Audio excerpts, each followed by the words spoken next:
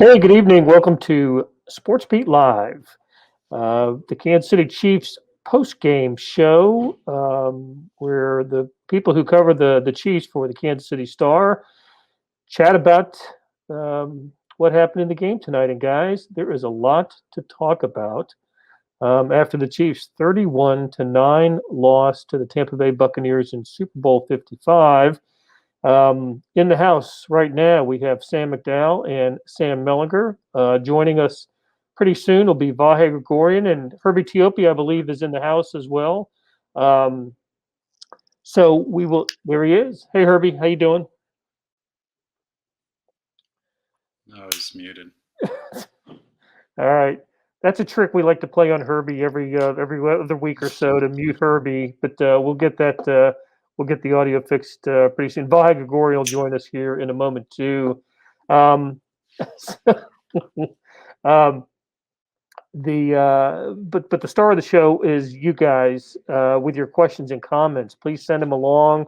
I'm sure you got a lot to talk about tonight after the season-ending loss to the Tampa Bay Buccaneers. It would have been a season-ending victory if they had managed to win it. Either way, season's over, and this one leaves a bad taste in the mouths of the Chiefs and their fans. Um, I'll tell you what, guys. I thought before the game, I thought if you had given me the choice of possibilities of the Chiefs winning big, the Chiefs winning in a close game, the Bucs winning big, or the Bucs winning in a close game, I'd have taken three of the four. The only one I would not have taken is the Bucs winning in a by a big margin, and that's exactly what happened. So, Sam, since you're the only one Last one here at the standing. moment, right? You're the only one that hasn't bailed on us. So let's get your early impressions on what happened. Let's start. I don't know where to start because there were so many places you can start with the mistakes and the gaffes that the Chiefs made. But just your opening thoughts. And before you do, let's just say that we'll address the events of Thursday night and how they might have played into the game a little bit later with Sam and Melly and Vahe. And I know you wrote a little bit about that too, but let's just right now talk about the game itself. And how about your overall impression, Sam? Yeah, I mean, you said it. I mean, for a 31-9 football game, there's a lot to discuss and a lot to talk about. I guess the headline everywhere but Kansas City is going to be that Tom Brady won his seventh Super Bowl and Tom Brady beat Patrick Mahomes in this quote unquote potential best quarterback matchup in Super Bowl history. But here in Kansas City, to me, the Chiefs did not lose the game because of that guy.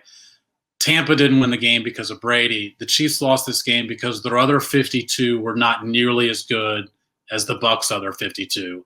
And if you need proof that one guy alone cannot win a football game, you got it tonight. There were plays where, and it was not an effort issue, it was an execution issue, where it seemed like Patrick Mahomes was playing one on 11. He made two miraculous throws for touchdowns. They were both dropped at the goal line. Obviously, the offensive line was an issue. The Bucs defense was fantastic. Even the Chiefs punter had the yips tonight. So that's there's a whole collection of things we can go over for why the Bucs are celebrating tonight, why the Chiefs have a quiet flight home, but it's not the Brady Mahomes matchup. It sure wasn't. I'll throw one stat out there that's not part of any official stat sheet, but I saw it on the Next Gen website that Patrick Mahomes covered 497 yards of scrambling tonight. Jeez. 497 yards of scrambling. So, hey, Herbie, can you hear us now? No, still can't hear you, Herbie. Sorry, buddy. And you got so much to say, I can tell. So, Melly, while you were rebooting, we asked Sam McDowell where he thought things went wrong. Let's get your thought on where things went off the rails for the Chiefs tonight. Offensive line, man. I mean, I just thought the line of scrimmage both ways. I mean, this was something that I think we had talked about a lot during the week. Is if if the Chiefs could pressure Brady, the Bucs weren't going to be able to score a lot. If the Chiefs could protect Mahomes, the Chiefs were going to score a lot, and the opposite of those things happened. Right? Like I saw a stat. I think it was ESPN Stats and Info that said Mahomes was pressured on 29 of 56 dropbacks, the most in Super Bowl history. Well, not Super Bowl history, but since they've been, recording that kind of thing. And Brady was pressured 4 times, 4 the whole game. I mean, that's the whole deal, man. Like Tom Brady is if you can get to him and hit him and all those things, he's not what he used to be. But if you let him just sit there and play action you and pick you apart, then he's the best that's ever done it. I thought that's where the game was won.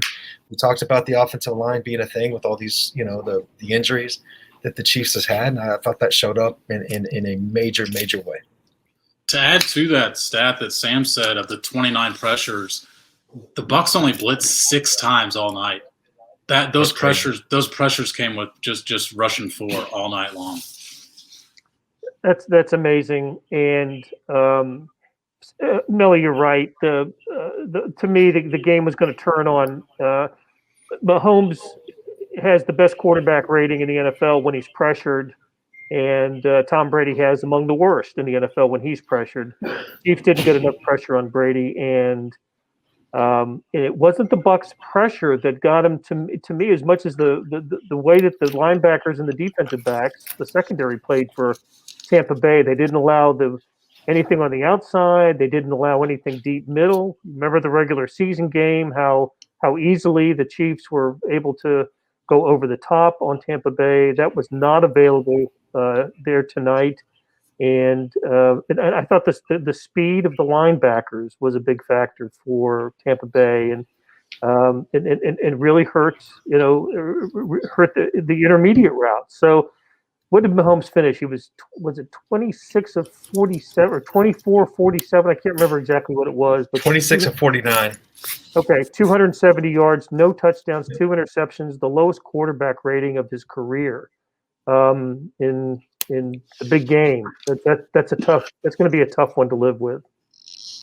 Yeah, for sure. I thought Levante David, just to build on that a little bit, Levante David I thought had a great game at linebacker for the Bucs, covering knocked down some passes for Kelsey, closed some holes that I think have been there for the Chiefs in other games. He was terrific.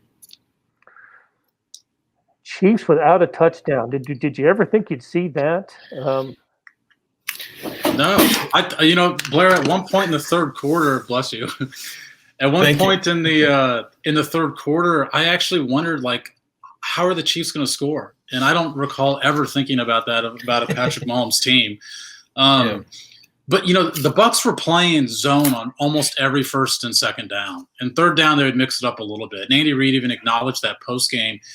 But Mahomes said it was almost identical to what the Bucs did in the second half against them in Week 12. And to me, that's got to be one of the more disappointing things for the Chiefs, is this was the defense they expected to see tonight, and they still could not solve it. You mentioned the speed of the linebackers. That certainly played into it. And, I'd like to see the tape, because usually on zone defenses, when your quarterback's scrambling, that's when a guy can maybe get open a little bit more.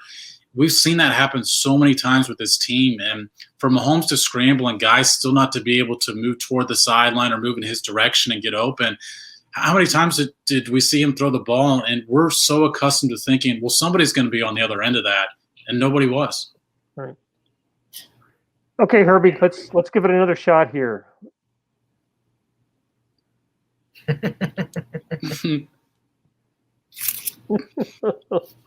All right, well, Beth is gonna figure this out. Maybe a smoke signal you can send up, Herbie, and we'll figure it out from there.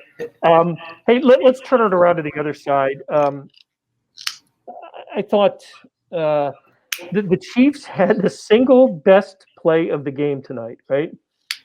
Damian Wilson, with his tackle on basically the goal line stand tackle of Ronald Jones, left the score. This is early in the second quarter, leaves the score at 7-3, and things hadn't been going the Chiefs' way really up until then.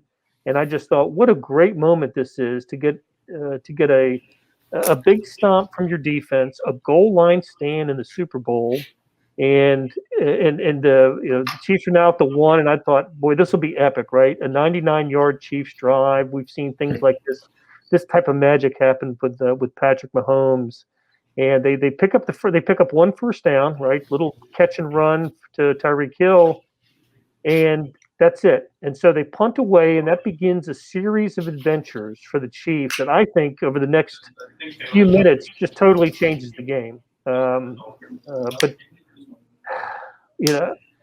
well, let's go over them really quick. Chiefs end up having to punt. On the 56-yard punt by Tommy Townsend, Ben Neiman's called for holding. I forgot what the penalty was. I think it was holding. It was. So they have to re-kick it, half the distance to the goal, and then Townsend shanks one, right? It goes 29 yards? Yeah. And I believe this is the series where, the Chiefs look like they're going to get out of it. Or am I mistaken? Is this the series where they get the interception? They held them to the field goal. Yeah. And then it was offsides on the field goal. It was right. Interception first, yeah. Yeah, they get the interception by Tyrann Mathieu, and by all accounts, a really cheap, pass interference call on was it Charvarius Ward? Yeah. So wipes away the interception. Chiefs still hold them to a field goal, but Antonio Hamilton's lining up off sides. And the Bucs turn that into a touchdown. The second Brady to Gronkowski touchdown, and at that point, that's when I started to feel like, man, I don't know. The Chiefs just made a ton of mistakes on this in this particular moment, this sequence of events, and I don't know if they can get it back. But still, even at this, right, it goes to 14-6, and then. I know Herbie. Listen, I don't know if Herbie can hear us yet, or we can hear Herbie, but I know he wrote about this. The Bucs get the ball back with 55 seconds to go in the half, and they hand the ball off to Leonard Fournette for no gain. And it's becoming apparent to me that the Bucs are content to go into halftime 14-6. But Andy Reid started using his timeouts and passed a 34-yard pass interference penalty on Bashard Breeland, and then another pass interference penalty. This one against Tyrann Mathieu in the end zone. And the Bucs are in business. They punch in a touchdown right at the end of the half, and what a disastrous second quarter for the Chiefs. And penalties had a lot to do with it, didn't they, Herbie? All right. I think we're. Hey, Blair, just real quick, that whole. The shank punt, the Neiman hold, and then the reason they had to punt is that a ball bounced off Kelsey's hands on third down too. Yeah. Just to add to the self-inflicted stuff that they had going on.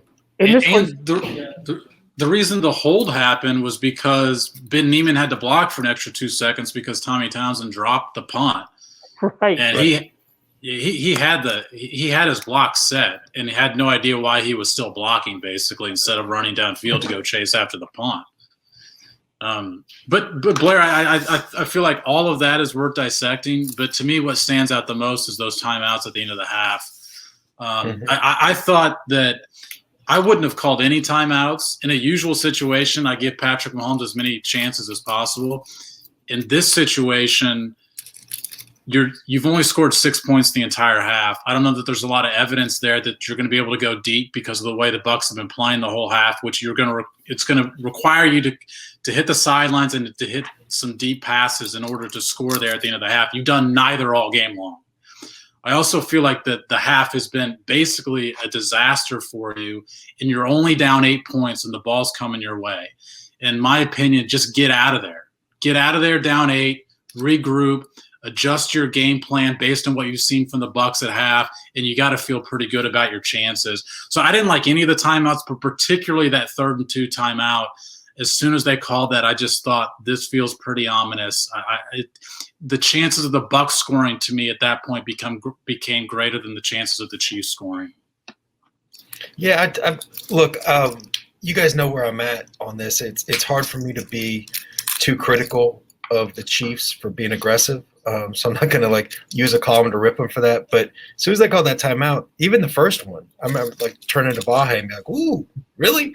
Because what was in my head is like everything that you just said, Sam, but also when they went for that fourth and whatever it was in this stadium, the Sunday after Thanksgiving, it was, sort of, wow, what's going through your thinking? And Andy says, I learned a long time ago, you never give 12 another chance. Yeah. Calling those timeouts, that gives 12 another chance. I was surprised that with 55 seconds to go and Tampa Bay has the ball, their first play is a run up the gut. Me too. That Chris Jones stuffed for no gain. And I'm thinking, wow, Tampa Bay's content here. That's a gift to the Chiefs. Take the gift. I imagine right after that play, if the Chiefs don't call a timeout, the Bucs are going to take a knee on the next snap, and that's the half. And and you're right, Sam. They get the ball to start the second half, and after what we would have termed a real disappointing first half, and but at that point, now it's 21-6, and you just feel like, oh my gosh, and look, the Bucs did the same thing 2 weeks earlier in the NFC Championship game just before halftime.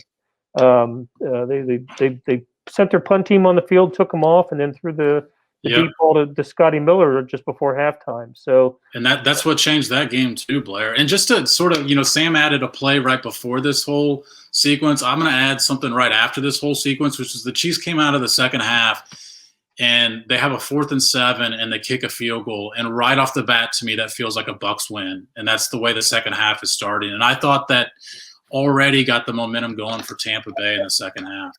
Yep.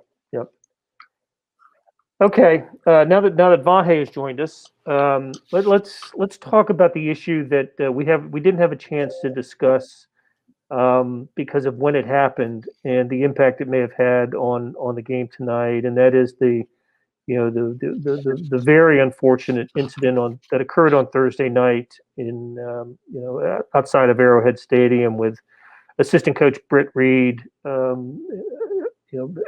in an auto accident that injured the 5-year-old girl and put her in the hospital, and we didn't learn about it until later Friday, I guess, after the media opportunities had ended for the week, and tonight was actually the first time that the Chiefs would be asked about it and would say something other than what they issued in the statement that was issued on Friday. So I believe Andy Reid opened his press conference by talking about it without being asked. Is that right, Vahe?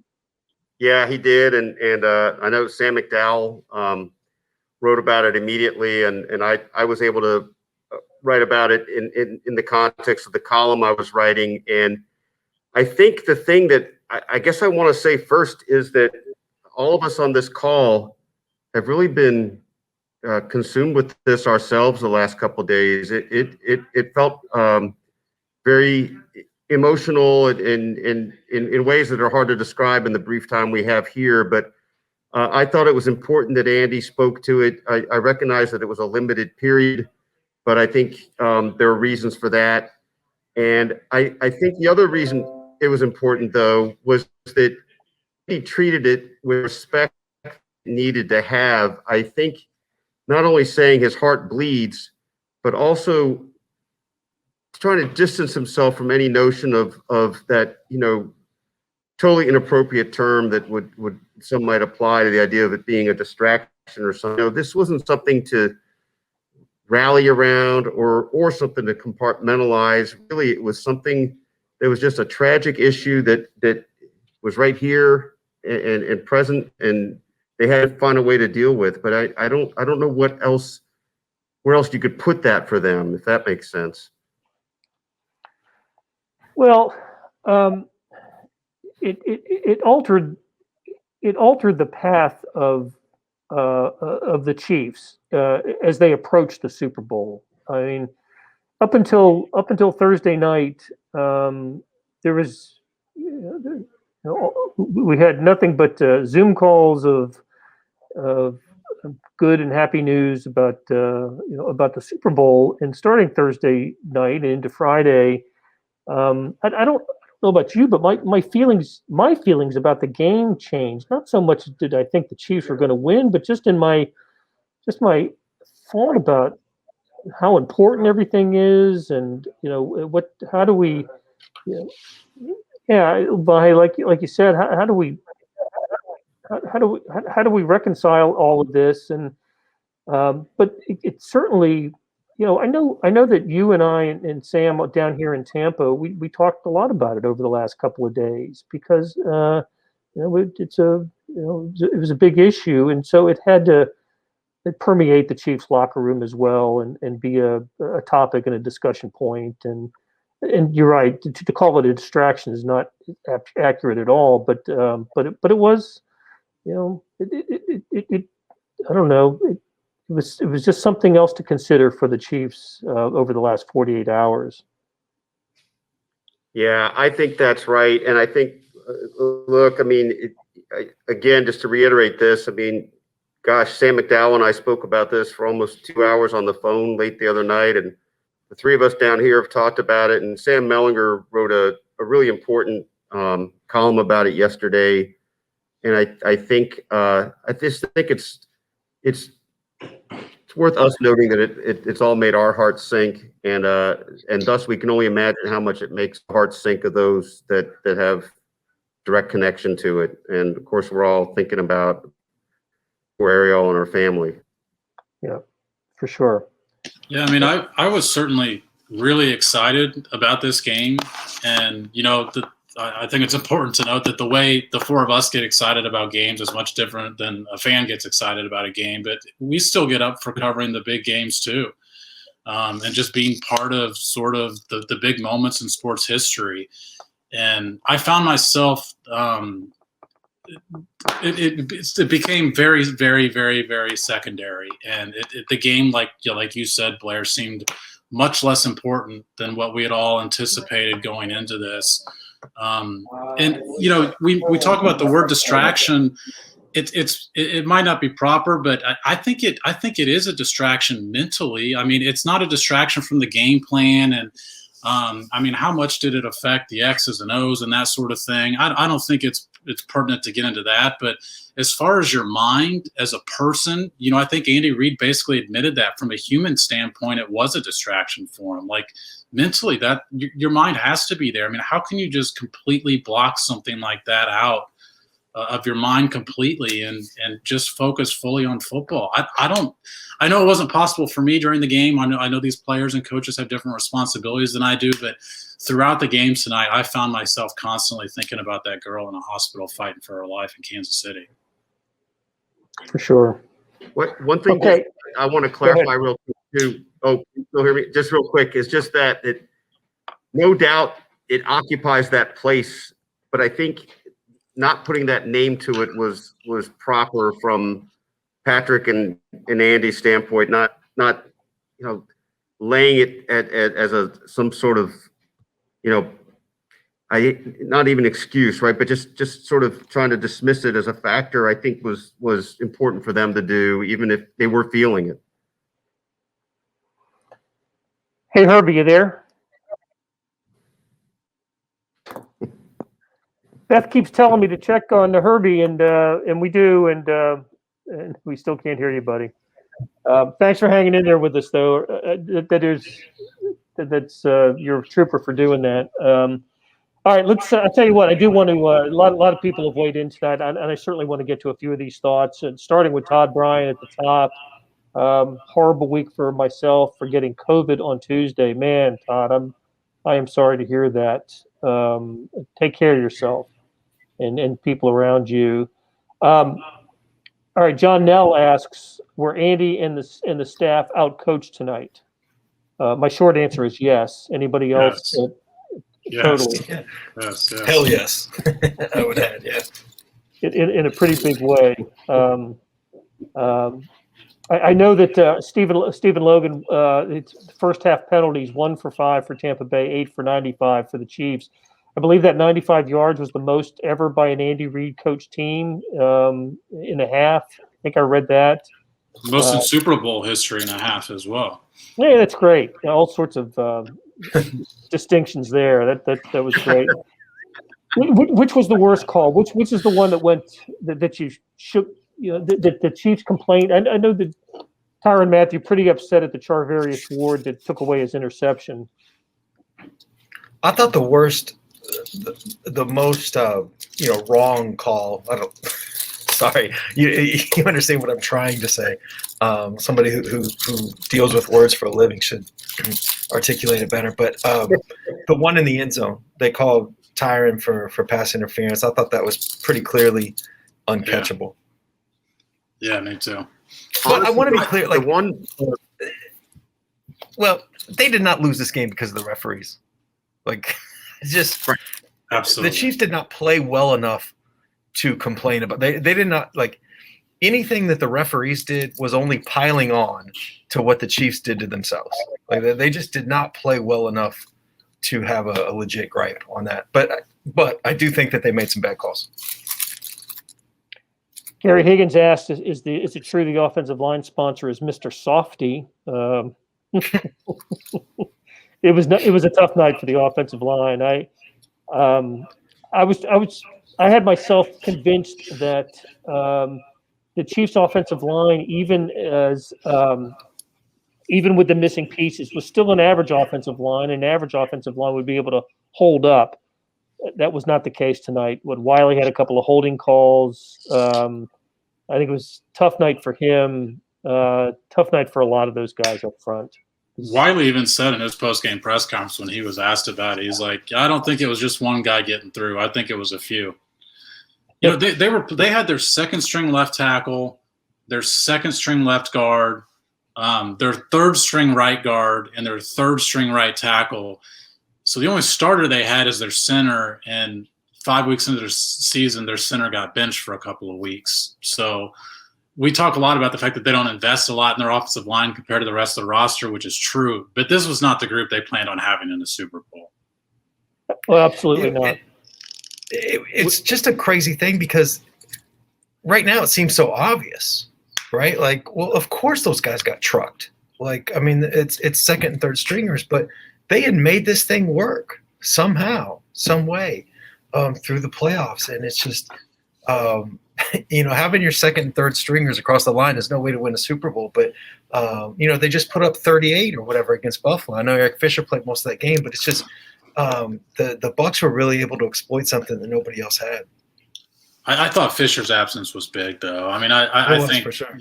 Rimmers at left tackle is much different than Rimmers at right tackle. And then Wiley at right tackle, it's so evident he's playing out of position. And I mentioned this early in the opening, I didn't feel like any of this was an effort problem. It was purely an execution problem because I've seen some of that go around. Devin White said they were more physical, and that's, to me, implies that you out-efforted the team. And I don't think that was the case at all. I just think that guys playing out of position that were just frankly overmatched. The other problem with the offensive line was it was apparent early that the Bucs were more prepared on the back end defensively than they were in the regular season game.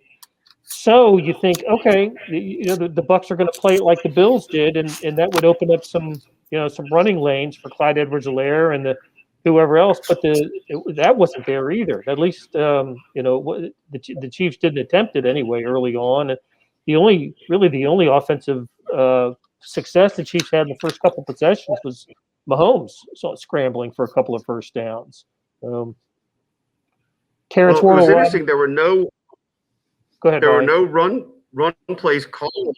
I'm sorry, Blair. But there were no on that first drive. I think they had 6 plays on the first drive. No called runs. Right, a couple were Patrick scrambles, but it's just kind of interesting tone to set from the start, and they never really seemed to get any kind of real rhythm going. There were a couple times maybe, but you never really felt like you understood what to try to do offensively.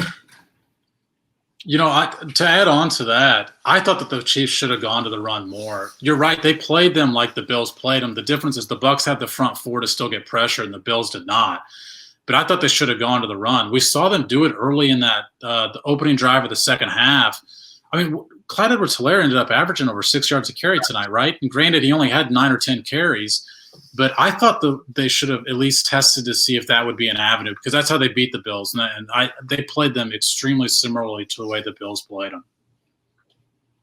So Terrence asks how many balls bounced off face masks today. At least 2, right? And we talked about the two touchdowns, yeah. Yeah, and we talked about the Kelsey drop earlier, but the one, at first glance, the one that bounced off of Tyreek Hill's, this part of his helmet, I thought, boy, it must have been tipped or something. I saw it on replay. It just went through his hands and hit his head, and how does he not catch that? Especially that guy. Well, he was kind of like, yeah. He just makes he makes contested catches all the time. I mean, that's what he does, and it was a weird miss. Yep. Chris Clatterbuck noticed that on the second play of the game, and I've had this same thought when Shaq Barrett came in unblocked. It was a running back supposed to chip him because Mahomes had to throw it away, and I thought, yeah, somebody should have gotten a shoulder pad on him or something. But that was, that was blown assignment, I think, right there. Blair, that was one other stat that I hope I'm crediting the right place. I think it was ESPN showed at some point that the Chiefs only attempted to chip on 4 downs tonight. And they knew that they were going to be overmatched up front. And so that surprises me that they did not try and give those guys more help. I mean, you don't want to leave Travis Kelce in. I get that. He's your best weapon. But maybe a running back, maybe a second tight end, maybe something. You knew those guys were going to be overmatched tonight. I thought with the offensive line in the state that it was, obviously not as good as the offensive line that started the Super Bowl last year. I mean, that had Schwartz and Fisher and Duvernay Tardif, along with Ryder and Wisniewski. But I didn't think that the Bucs front 4 was as potent as the 49ers with Bosa and Buckner in that group. I thought, okay, just both sides of the line would take a little bit of a step back, and the Chiefs should be able to handle it. But the Bucs were just ferocious tonight, and maybe I didn't give them enough credit because that Chiefs offensive line was really, I don't know, it's not what it needed to be. That's for sure. Anybody say anything in the post game that made you stand up and take notice? I didn't. There wasn't like a one quote or anything, but I just thought it's at least noteworthy. And look, they're not saying anything that we haven't been saying for however long we've been on the show, but there was just a consistent, we got our asses kicked, kind of theme from everybody. And it just, for a team that sort of famously, at least in Kansas City, hasn't lost a game by more than a score since the unicorn showed up. It was just a really weird scene, to see these guys talk about getting their asses kicked, because it's true, they did, but it's just something that we haven't not even close in the last 3 years. There was a lot of talk already focused on next year that I think is probably cliche a lot of times for teams that lose in championship games. That for some reason I found it noteworthy with Patrick Mahomes, and maybe Sam should be the guy speaking on this because he talks about how this guy gets motivated by everything, and now he finally has something real to be motivated by. But the Bucs had one interesting quote that whenever I looked back through their quotes from Devin White, their linebacker, he said, we talked about beating them bad. We knew they wasn't physical enough. They're real gimmicky on offense. We don't play like that. We like smash mouth football. And then went on to say that the only reason they scored the last matchup was luck points that the Bucs had given them. So apparently the Bucs were pretty confident going into this game. Yeah, they were. It's funny, Vahe, you pointed out the tweet. I forgot who it was. It was after Buckner hit the third field goal, and that made it 21-9. And early in the third quarter, and the reminder was, hey, it was 20-10 midway through the fourth quarter a year ago, and boom, boom, boom, the Chiefs just. But I don't know. Even at that moment, I didn't like what I was seeing at all from the Chiefs, and the fact that they did settle for the field goal. I thought that was important, even after giving up the touchdown late in the second quarter, just before halftime. They had to come down and get a touchdown to open the second half, and they end up settling for a field goal there. But but still, it was not out of reach at that point.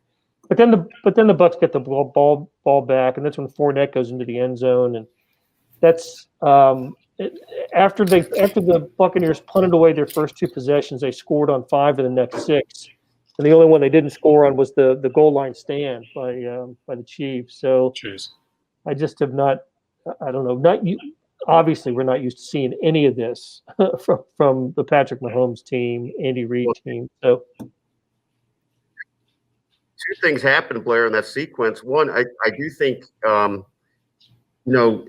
that conversion from at the start of the half when they just got the field goal and Tampa Bay got the touchdown right away. I mean, that just really made it feel off kilter. And then Sam McDowell had a pretty pithy tweet at one point, just saying you never watched the Chiefs with Mahomes before, where you wondered how they were going to score, and that's what it became. Right. Like you can picture them scoring. It's just like they were smothered from the rest of the game on.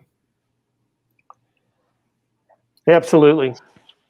Okay, look, on that depressing note, it's getting late, and we're going to get back, and we will pick up this conversation later in the week, especially with Herbie Teope. Herbie, I'm sorry it didn't work out, technical difficulties. No mas. But hey, we will absolutely talk later this week. Get your thoughts on the game and spin it forward to see what's coming, what some of the bigger decisions the Chiefs have to make in terms of free agents and whatnot. So count on that later this week, Herbie, and we'll say goodnight for now to Herbie, to Sam Mellinger, to Sam McDowell, to Vahe Gregorian, and to all of you guys. Great conversation tonight with so many questions and comments. I wish we could have gotten to more, but hey, it's the end of the season, but not the end of SportsBeat KC, SportsBeat Live and SportsBeat KC. So stay with us, if you will, and big thanks to Beth, our producer, and to the University of Kansas Health System for providing the sponsorship for tonight's show. So for everybody, good night, and we'll talk to you again soon.